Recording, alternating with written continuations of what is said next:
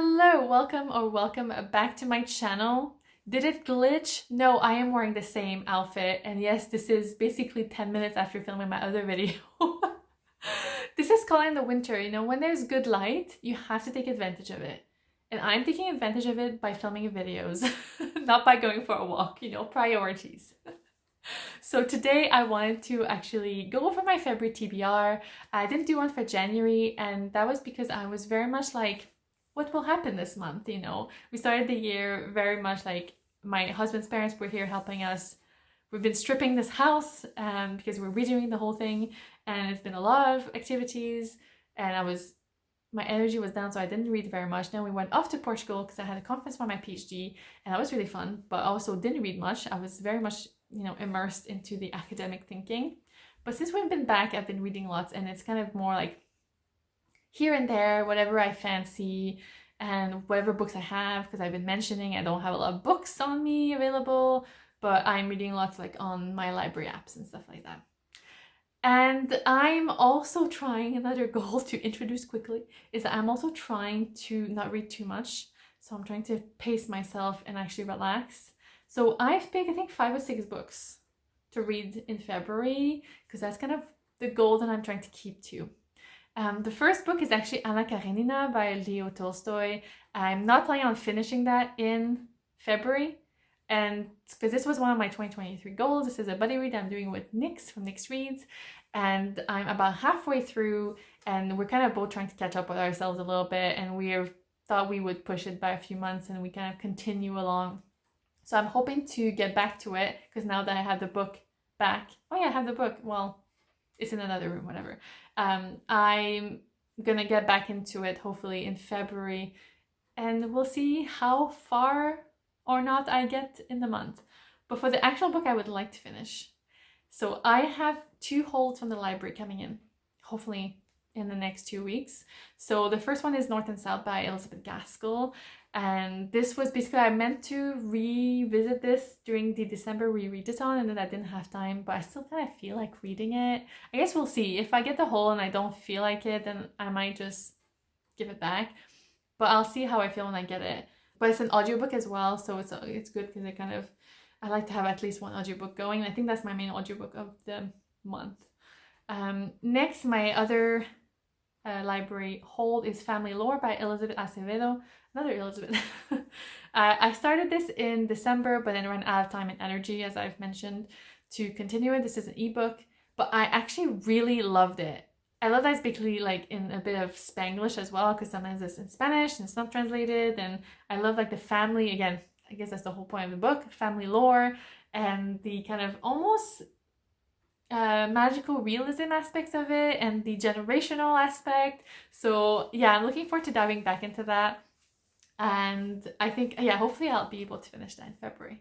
The other 3 books I would like to read are books from NetGalley, because I'm actually trying to get back to it. And it's nice because I can have it on my phone, on my tablet, and read because I have only a short amount of books, as I've said. And I'm trying to read more of my NetGalley books, because I've been letting a lot of them slide. One of my goals of last year was to clear my shelf, which was ridiculous, obviously, because I keep adding to it constantly. But I've read quite a few in the last month or so, so I feel like in a good, mood for it. So I thought I would try to read 3 that are coming out like February, March, that I would be good to read. There are 3 ebooks, so I don't know if I'll actually manage all 3 plus Family Lore, because they're all a bit long as well. So yeah, but the first one is The Other Princess by Denny S. Bryce, and this is actually inspired by, I think it says inspired by a vivid reimagining of the life of Queen Victoria's Black goddaughter, and shining the light on a woman searching for a home, love, and identity. So this is based on Aina, who was I think it's Acevedo princess in West Africa, and she was enslaved and then sold to Queen Victoria. So she comes to live at Windsor Castle. And I thought that sounded just so interesting, and I just clicked, please let me read it immediately. So yeah, so it's one that I would really like to read in the coming weeks. Next is Mongrel by Hanako, Footman. And this again is one of Between Identities and Belonging. So it's following 3 different women. I think it says 1, Mei loses her Japanese mother at age 6 and grows up in suburban Surrey. Then we have Yuki, who leaves the Japanese countryside to pursue her dream in London. And then we have Haruka, who attempts to navigate Tokyo's nightlife and all its vices. And she grieves a mother who hid so many secrets from her. So yeah, I was immediately taken by that. If you know me, anything that's kind of like of people living between cultures or growing up, you know, with two different you know, ethnicities and stuff like that, I always love that. So yeah, I'm looking forward to that. And finally, the last book is one that I started actually early in January before we went to Portugal, and it's Mother Sea by Lauren Wilson.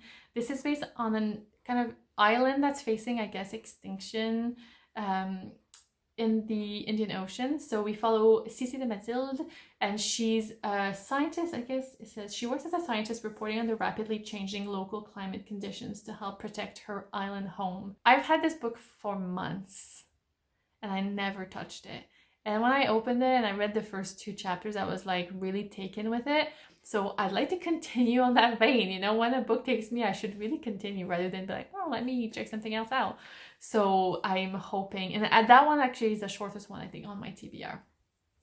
So yeah, 6 really interesting books that I'm hoping to fit in, but we shall see. You know how it is with TBRs.